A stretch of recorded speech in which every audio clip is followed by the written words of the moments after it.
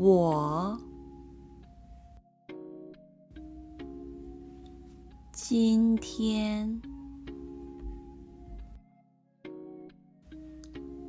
家看电影。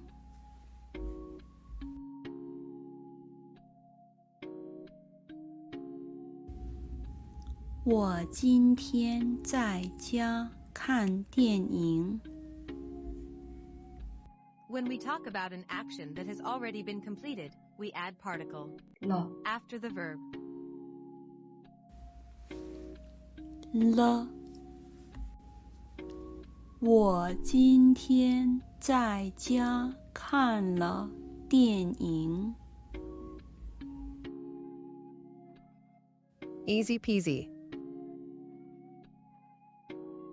How to say I'm going to watch a movie at home tomorrow.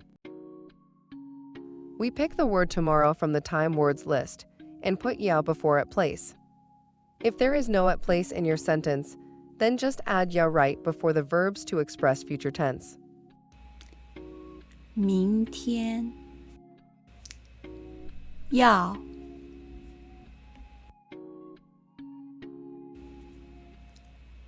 我明天要在家看电影。